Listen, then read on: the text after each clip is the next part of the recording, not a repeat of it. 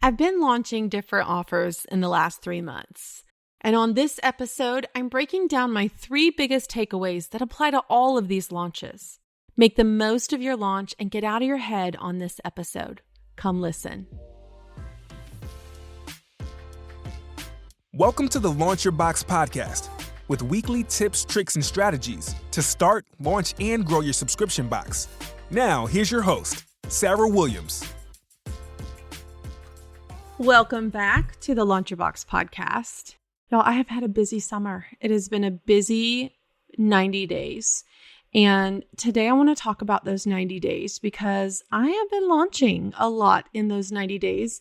And I've been launching different parts of my business. But there are a few things that I have learned that have been similar in each of those launches that we're going to talk about today, because I think it's important to really understand that we can learn a lot of lessons from what we're doing. We're going to talk about some lessons that I've learned in my last 3 launches. So let me just break this down for you as far as time frame and what I've been doing. At the beginning of May, I launched my Monogram Box subscription, really the end of April, beginning of May. And so that was my annual subscription box launch. I hadn't done one for about a year. So I did that end of April, early May. Then in June, I hosted my big subscription box week, which is my SLO funnel into Launch Your Box. And so I did that in June, big launch for me. That's also an annual launch. And then in July, I did my annual teacher subscription launch. So I have a teacher subscription. I call it my baby subscription because I only had 145 subscribers in that subscription going into my launch in July. And each one of these is very different. I have thousands of Monogram Box subscribers. I have thousands of Launch Your Box members. And then I have a couple hundred teacher subscriptions. So you can see that these are going to vary a little bit as far as what I was launching, but they all had very similar lessons learned. And I pulled out these 3 lessons learned that applied to all 3 of these launches. And I really want you to think about these things. If you're the kind of person that maybe is listening while you're driving in the car, great. If you are maybe on a walk, I really want you to just get outside of your norm while you're listening to this episode today and just think about these 3 things that I'm going to talk about and how to apply them to your own launches, because they're going to make a big difference for you. And I saw it time and time again. I saw it all 3 times. And so I thought it was really important for us to talk about it today, because sometimes we think we have to just be extreme to have results, and we don't. We just have to get smart about what we're doing, and we have to get incredibly consistent. And honestly, all 3 of these involve a mindset block that we might be having. And so I want to talk about these today and how they applied to my last 3 launches. So let's dig in. Okay. So the very first thing, there's 3 lessons learned here. 3 lessons learned from my last 3 launches. That's what we're going to call this episode. Let's talk about the first one. Number 1, lesson learned in these last 3 launches is that people are buying. And anytime someone has a bad sales day or a bad whatever, that's the first thing that they're going to say, oh, our economy's rough. Oh, everything's more expensive. And all of that is true. Our economy has been a little unstable the last few years. Little, I say mildly. The price of things are crazy. To go buy $100 worth of groceries, you barely get anything anymore. And that used to last a family of 4 for an entire week for me. And so despite all of that, people are buying. So what I'm wanting you to learn here is not to use it as an excuse for why you can't do something. People are buying, and I'm going to give you 3 examples of this from my last 3 launches. My Monogram Box launch, $79 box. There's not anything in it that anybody needs. It's purely wants. It's very girly. I sold 421 subscriptions in 5 days from someone that no one needs. It's a premium price at $79. And that showed me really early on that people were buying. People buy what they want. People buy what they feel connected to. Example number 2 of people are buying. I launched my subscription box week, which is my funnel into the Launch Your Box membership. And my sales for Subscription Box Week were down. They were actually the lowest that they had ever been. I had 1,800 people sign up for my $15 week. And from that 1,800 people, I converted over 800 people in 8 days into my membership, my $57 a month membership. Okay. People were buying. I had a 43% conversion rate from people that joined me in Subscription Box Week who then joined my membership. You can say the economy is bad all you want to. You can say people aren't buying, but you're giving yourself an excuse because I'm showing you an example of people that are buying. Example number 3, that little baby subscription of mine that had 145 subscribers. I make 1 t-shirt a month. Got 145 people that get it every month. Last week, I added 95 new people to that subscription. 95 people to a subscription that had 145 people. I've got 240 subscribers over there now.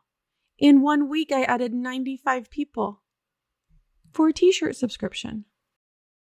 If you keep telling yourself that the economy is bad and no one's buying, and that's why I'm not selling anything, you're doing yourself a disservice.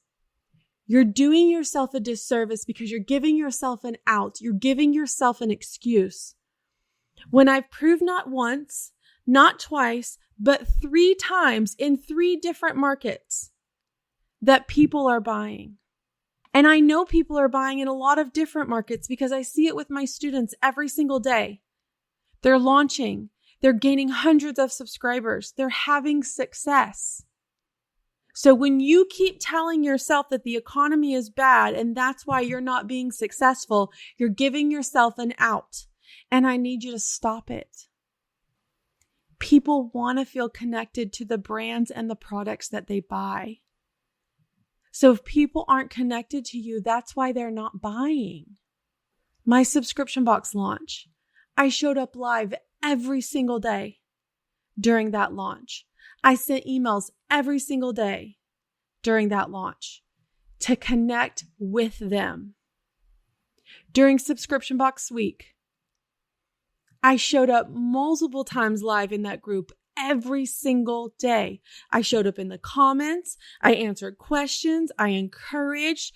I did interviews from every single day. I did an interview of one of my students in a different niche, maybe a different age, to show them there's people out there like you being successful.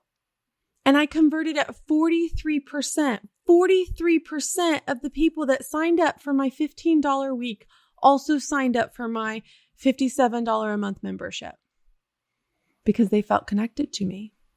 They felt like they could do this. It was bigger than just the course. Then you saw it again with my teacher subscription. And this one was a little bit more hands-off because not all of my audience are teachers. So I didn't go live every day talking about teacher subscriptions. I went live 3 times. I sent an email every day. And I ran ads targeting teachers. And I sold 95 subscriptions and a subscription that I started with 145, nearly doubling my subscriber base in 1 week. People are buying. So that's number 1. I need you to get out of the mindset that people aren't buying right now because it's just not true. It's not true. And you're giving yourself an excuse if you keep telling yourself that's why you're not successful or that's why you can't do it. I hinted at lesson number 2 in lesson number 1. But number 2 is you need paid ads. And it took me a long time to really do this with my own business because I started it 11 years ago. And algorithms were a lot different 11 years ago. Facebook wasn't as cluttered 11 years ago. And we had a lot more organic growth 11 years ago than we can now. And it's really just taking me time to understand that I have to have that kind of budget in my business. If you don't have an advertising budget in your business right now, you're probably not growing. If you don't have an advertising budget in your business right now, You're fooling yourself to think you're a legit business. Every single legit business out there has an advertising budget. Every business, from the coffee shop around the corner to Walmart and everybody in between has an advertising budget. If you don't have one, you're doing yourself a disservice. Let's talk about the difference that these ads made during my launches, okay? Because I want you to understand this. You need that to grow. You need that to get new subscribers. During my Monogram Box launch, 82% of all the traffic that hit my sales page came directly from ads. 82%. It was thousands of people, like 9,000 people. 9,000 people came directly from my ads. 82% of my traffic was from those ads. 9,000 hits on my sales page was 82% of my traffic. For Subscription Box Week, we saw something similar. 75% of all traffic to my sales page for Subscription Box Week came from those ads. 75%. If I wouldn't have run ads to Subscription Box Week, I would have had 75% less traffic seeing my sales page. And let's talk about the baby subscription, my teacher subscription. That one was the highest of all. 90% of all the traffic that went to my sales page for my teacher launch was from ads. I was getting a lot of traffic from those ads. They were helping me find my ideal customer. 82% of my traffic for the Monogram Box came from ads. 75% of traffic for Subscription Box Week came from ads. And 90% of all traffic for the teacher launch came from ads. And you can say, well, that's great, Sarah. But did it convert to sales? It did. When we look at the Monogram Box, 45% of all our sales came from a Facebook ad. That means of my 421 people that I added in 5 days, I would have half of that had I not run ads. Do you see what that did for my launch? It took me from 200 to 420 just by running some ads. What would it mean to you to double your efforts that you're already doing? Even if I hadn't run ads, I would have been doing lives, I would have been sending emails, I would have been making posts. But those ads that I put in place just helped me double the efforts I was already making organically. We saw the same thing with Subscription Box Week. 47% of everyone that signed up for Subscription Box Week clicked on the link from the ad and signed up right there. 47%. I had 1,800 people in that group. Half of that, I would have had 900. There's no way I could have gotten 800 new members with 900 people in a group. I needed that other 47% for that launch. And we saw the highest conversion rate for our teacher ads and our Facebook ads. 67% of all the sales we had for our teacher subscription came from those ads. 67%. Let me do the math real quick. I'm going to get the phone out while we're talking.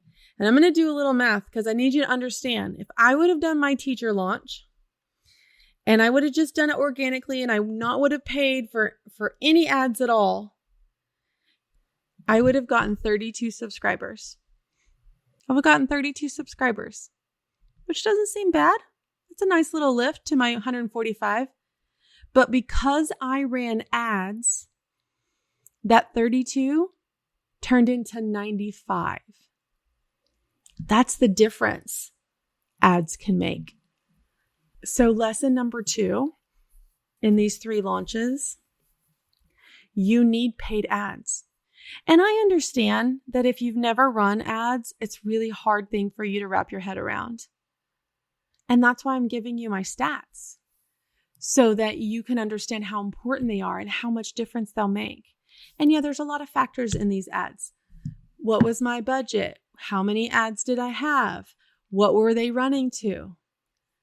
While all those variables are true for the results, you have to start somewhere. All these had different budgets. The lowest was $4,000 and the highest budget was $98,000. So you can see that you just have to start. You might start with $300. That's where I started when I started running ads. I started running ads for $10 a day, and that was $300 a month. And then when I started to see results from that, I started to go $15 a month, and then $30 a month, and then $50, not a month, a day. $15 a day, $30 a day, $50 a day, $100 a day, $1,000 a day. You have to start somewhere, and you have to understand what you're doing with that $10 a day before you ever feel comfortable running $30 a day. That just took your budget from $300 to $900. But if you're seeing results from that $300, you're going to feel more comfortable going to $900. But you need paid ads. Can you do a lot organically? You can. But you can see I would have a fraction of my results had I tried to do it all organically. Would you rather have 32 subscribers or 95? For basically the same effort. I want 95 all day. You need paid ads. And we can't wait till the launch to do that. We need to start now so that by the time we launch, people recognize our brand and our face and our products. You can run page-like ads. You can run a lead magnet. You can run an opt-in. But during your launches, you need to be running ads. Number 3, my third lesson learned with all 3 of these launches. You've got to create exclusivity and scarcity in your business. We have a real bad habit of trying to make everything available all the time. We got to stop it. We think when we do that, we're helping someone. I think if I do that, if I offer a monthly option and then a 3-month and a 6-month and a 1-year option, I see this all the time from my students. Oh, I'm just giving them a discount for the more they subscribe. No, you're giving them decision fatigue. It's monthly or it's nothing. It's not monthly and, oh, they can buy a one-time box. No, they're going to choose the one-time box. Even if it's $5 more, even if it's $10 more, they're going to choose that every time because they don't have to make a commitment that way. And it might be worth it, the extra $5, to not have to make the commitment. So you're giving them an out. You're allowing them not to be a subscriber. We've got to create the exclusivity and scarcity of being a subscriber. We have to limit things. I've gotten into a bad habit of doing this in my own business. Been ordering extras. I've been making them available as one-time boxes, and I had to stop it. And the moment I stopped it, I got 421 new subscribers. We have to guide our customer journey here. When they come to our sales page, we have to tell them exactly what we want them to do. And for me, I want them to be a monthly subscriber, period. I don't want them buying a one-time box and testing it out. I don't want them signing up for 3 months and canceling. I want them to be a monthly subscriber, period. And that's the only journey for them. I don't even have a yearly option on my site. I want them to be a monthly subscriber. And so that's how I guide them on my website. You want my box? Here it is as a monthly subscription, period. They don't have to make any decisions. We've got to be exclusive and we've got to be scarce and we've got to create urgency with it. We can't keep making everything available all the time. Your items sell out during a launch? Don't buy more. Let it be sold out. You have no idea what that scarcity is doing for that next launch. Oh, I missed it the first time. I got to make sure I get it this time. We're creating these behaviors. We're telling them how to shop with us because if it's always available, if it's always readily available to them, there's no reason for them to buy right now. We have to give them a reason to buy. You can only get this item in the subscription. It's only available right now in the subscription. We're closing the cart and you have to get on a wait list. I did this with the Launch Your Box membership a couple months ago. I had left it as an open membership for several years, for 3 years. And I noticed that every year my launches had declined in numbers. And I also noticed that my retention rate was declining as well. And I told the team earlier this year, I said, I think I got to close the cart. And I know we haven't done that in a long time. And I know we got a lot of funnels we got to close up to do this. But I think that's what I need to be successful in this launch. And they said, okay, let's do it. I had my highest converting launch ever last month. Ever. In this awful economy where nobody's buying. I had my highest converting launch ever for Launch Your Box. Adding in over 800 new members. In an election year, gas prices are fluctuating up and down every day. Groceries are more expensive than ever. And I had my highest converting launch ever, my most successful launch. I want you to think about that. All I had to do was get visible with my ads and create some scarcity. That they couldn't just come in and out of my membership anymore. They couldn't wait for a few months when they were ready. They had to jump in now. They couldn't put it off. How many times do we look at something to buy and we think, oh, let me come back later. I want to read about it. I want to look into it. I want to make a decision about this, but I'll come back later. And we never come back. Just be honest with yourself. We never go back. We're so busy. We have to be able to create urgency for someone to make a decision, a split-second decision in that moment. If I know I can't get this later, I'm going to get it now. I'm going to stop what I'm doing, pay attention to what it is, and purchase it now. Because it won't be there when I come back. And that's what we've been doing with our subscription boxes. We've been making them readily available all the time to everyone, no matter what they want. Oh, I just want a one-time box. Okay, here you go. Oh, can you give me a discount if I get a whole year? Sure, here you go. Oh, can I just buy the one thing? Sure, here it is.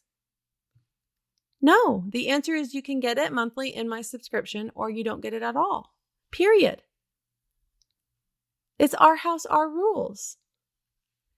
And we're doing ourselves a disservice by making it readily available all the time. We've got to create that exclusivity and scarcity in our business to really drive conversions, to drive acquisitions, to drive new subscribers. And that will also help you keep them.